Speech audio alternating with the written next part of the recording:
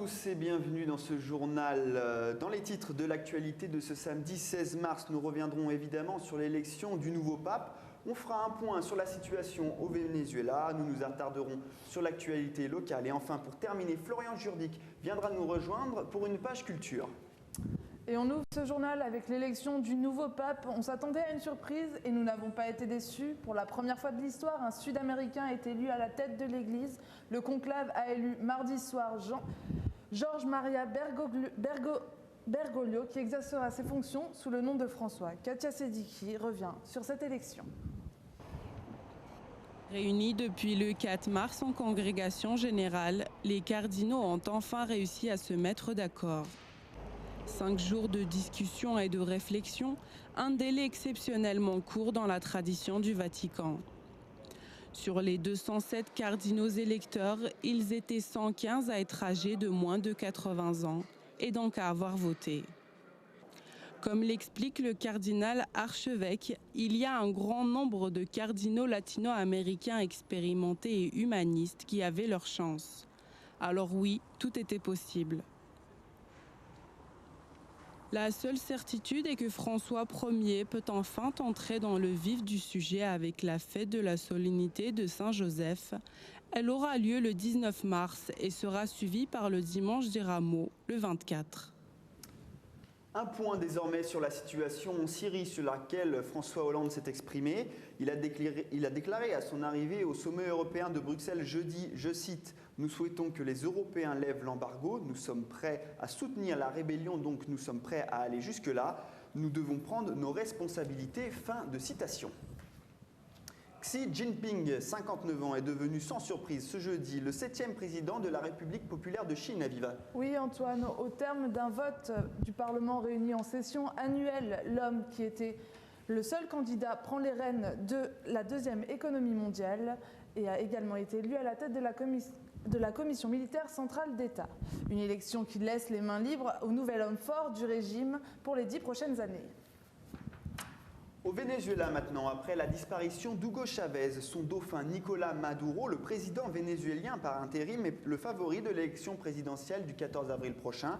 De l'état de l'économie à celui de la société, il héritera d'un pays mal en point et d'un redoutable adversaire en la personne d'Enrique Capriles, chef de l'opposition. Reportage de Fabien Fernet.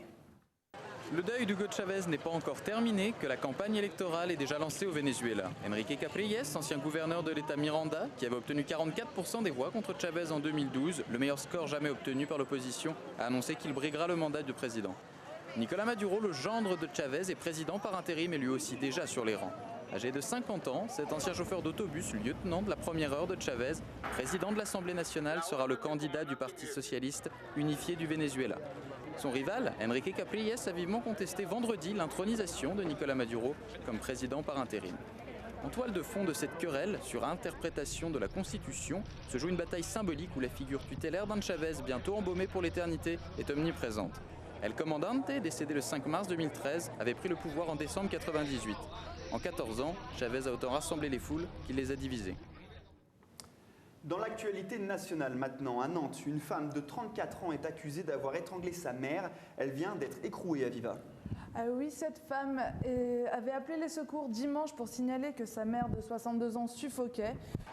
La sexagénaire est décédée dès l'arrivée du SAMU. La suspecte clame son innocence et affirme que sa mère est morte des suites d'un malaise. L'autopsie a pourtant révélé des traces de coups et de chocs au niveau de la tête, ainsi qu'une marque de strangulation.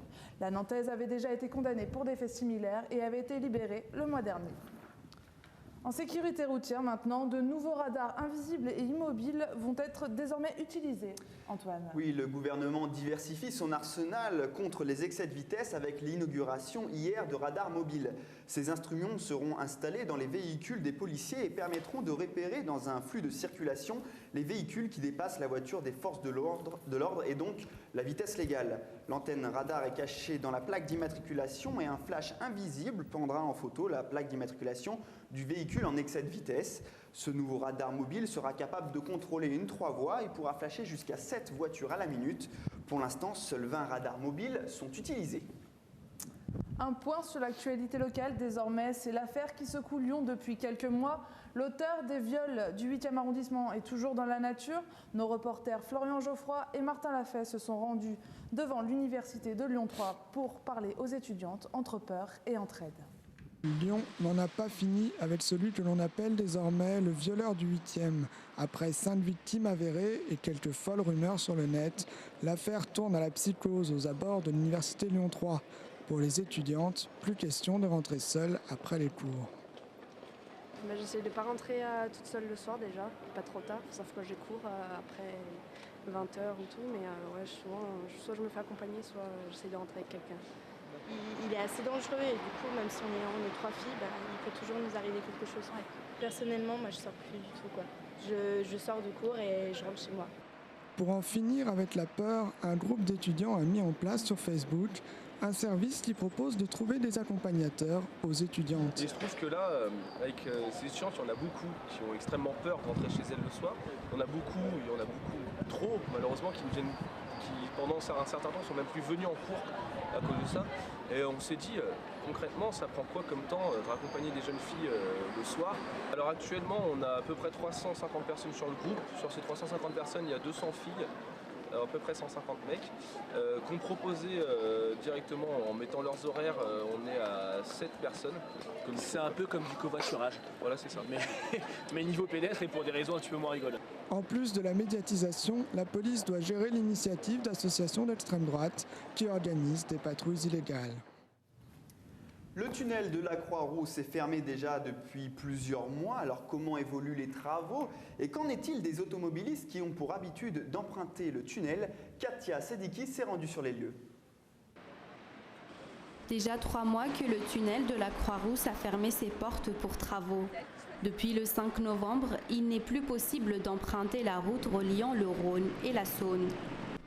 Les 47 000 automobilistes quotidiens continuent d'emprunter les itinéraires de substitution mis en place lors de cette période. Pour éviter les bouchons, les conducteurs provenant de l'ouest lyonnais seront dirigés vers le tunnel sous Fourvière et le boulevard périphérique nord.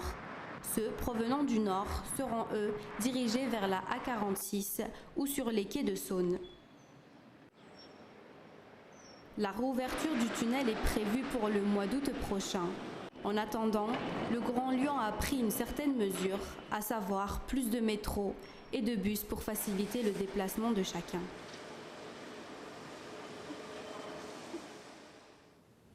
En football maintenant, avec le tirage au sort des quarts de finale de la Ligue des Champions et de grosses affiches, et un PSG qui aura fort à faire, Antoine. Oui, en effet, après sa qualification face à Valence lors des 8e de finale de la compétition, le dernier club français encore en lice sur la scène européenne affrontera le FC Barcelone. Un défi ultime pour le club de la capitale qui devra donc montrer son meilleur visage face à l'une des meilleures équipes du monde. Dans les autres rencontres, la Juventus de Turin affrontera le Bayern Munich. Les Espagnols de Malaga lutteront contre le Borussia Dortmund et Galatasaray devra se mesurer face au Real de Madrid de José Mourinho.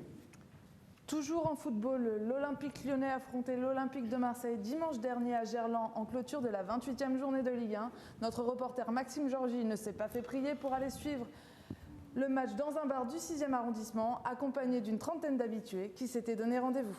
Bière, pas mal de stress, mais surtout beaucoup d'ambiance. En ce dimanche de match, les habitués du bar Le Vendôme ont retrouvé Bruno, le patron de l'établissement, pour suivre le choc de cette 28e journée de Ligue 1.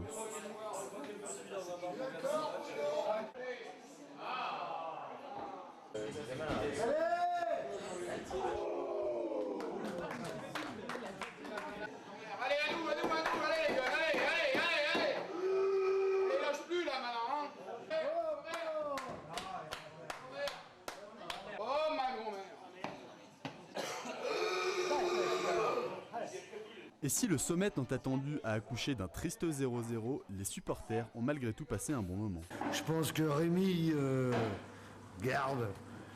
devrait mieux garder et qu'il serait mieux en Rémi, voyez ?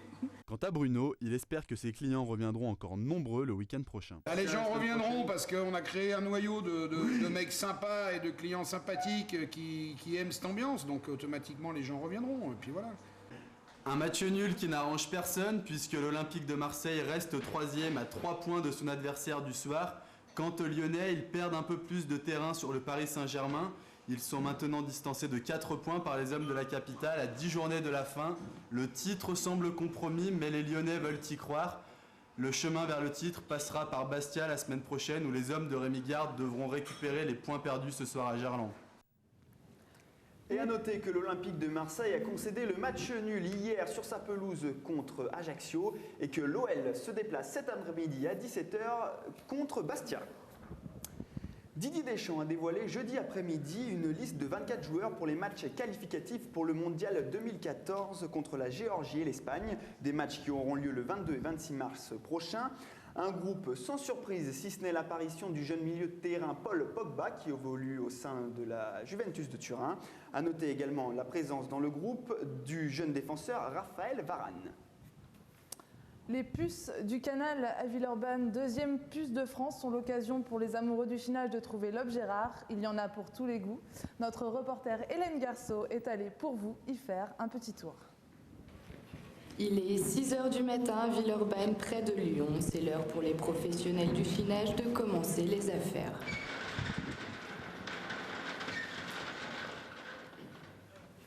Les puces du canal existent depuis 20 ans. Elles sont la continuité des puces de la Fessine.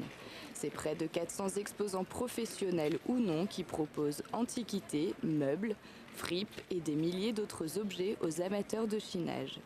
Une brocante gigantesque installée sur 8 hectares, dont un hangar de 5000 m².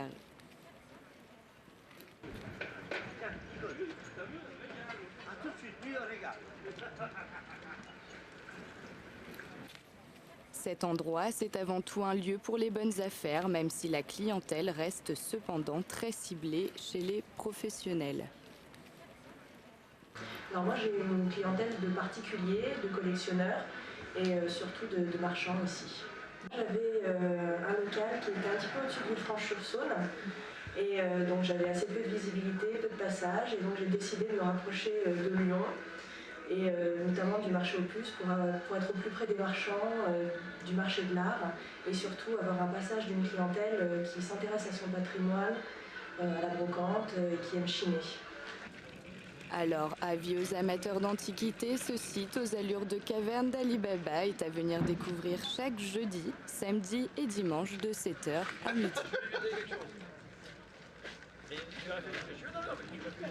Et on ouvre maintenant une page culture et pour ça on accueille Florian Jourdic. Bonjour Florian. Bonjour Antoine. Alors de quoi allez-vous nous parler aujourd'hui? Alors on commence cette chronique avec 2 festivals qui vont bientôt envahir la capitale des Gaules. Alors tout d'abord le Repercusound qui se déroulera le week-end du 29 au 31 mars au Double Mix de Villeurbanne. Durant 3 soirs, de 21h30 à 5h, les fans de musique électro et hybride se retrouveront pour faire la fête toute la nuit au son des meilleurs artistes du moment. Alors, notamment au programme cette année, le célèbre groupe Skip the Use, Sexy Sushi ou encore Joris Delacroix. Et on continue avec un second festival un peu plus en plein air celui-ci. Alors oui, c'est l'Original Festival consacré à la musique urbaine. Il aura lieu du 28 mars au 1er avril au Transborder de Villeurbanne, mais aussi le lundi sur la place de l'Hôtel de Ville et la place des Terreaux pour un street day. Parmi les artistes présents cette année, Psychiatre de la Rime, 1995 ou encore les danseurs lyonnais des Pokémon Crew. A noter que le 28 avril, un concert sera organisé avec entre autres le rappeur Kerry James. Oui, et le monde de la musique est en ébullition maintenant avec David Bowie qui marque son retour. Alors oui, après 10 ans d'absence, il arrive avec un nouvel album, The Next Day, qui était très attendu par les fans. En effet, le 8 janvier dernier, Bowie avait dévoilé un premier extrait, la chanson We Are Me Now, qui avait reçu une masse de compliments. C'est un retour surprenant, qualifié par certains spécialistes de comeback le plus réussi et le plus retentissant de l'univers pop-rock. Aujourd'hui, bien évidemment, ses fans espèrent une tournée mondiale, affaire à suivre. Et encore un mot de musique avec le groupe Phoenix qui compte sortir un album comprenant 71 titres. Oui Antoine, c'est vrai que Phoenix, l'un des groupes français les plus populaires du monde, fait les choses en grand cette année pour marquer son retour. Après avoir dévoilé son clip Entertainment la semaine dernière, le groupe a indiqué que la version deluxe de son album Bankrupt contiendrait 71 titres. 4 ans après le succès de Wolfgang Amadeus Phoenix, le groupe originaire de Versailles dévoilera pour la première fois quelques titres en français. notamment Police, François ou encore J'ai tout donné. Pour les plus grands fans, Bankrupt est disponible dans les bacs d'ici le 22 avril. D'ici là, vous pouvez vous rendre sur le site officiel du groupe où certaines démos sont déjà disponibles. Et on termine avec un mot de cinéma, Florian. Oui, et le film L'artiste et son modèle. Alors, c'est une production espagnole en noir et blanc avec l'inusable Jean Rochefort et Aïda Folk. La scène se passe en 1943, dans la France occupée, vers la frontière espagnole. Marc Cros, célèbre sculpteur, retrouve l'inspiration en hébergeant Mercé, une jeune espagnole échappée d'un camp de réfugiés qui devient son modèle. Comme un rocher, comme une plante sortie de la terre, comme un arbre, comme la mer. Une émanation directe de la nature. J'ai poursuivi ça toute ma vie. Sans jamais l'atteindre? Non. Jamais, jamais. C'est un métier comme un autre. Moi aussi, je l'ai fait autrefois. Ouais. Pendant des années, ma mère, elle disait « On te paye pour ne pas bouger, pour ne rien faire. » Tu peux te déshabiller.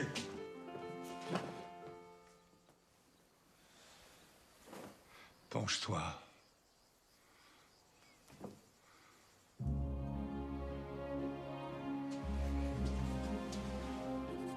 Alors, au milieu de tout ça, il faut que tu trouves ton idée. Ton idée à toi. Et il y a aussi des hommes qui posent tout nus. Évidemment. Tout nus, avec des femmes toutes nues. T'as envie de poser toi aussi toute nue, hein? Qu'est-ce que vous faites ici, bande de petits saligots?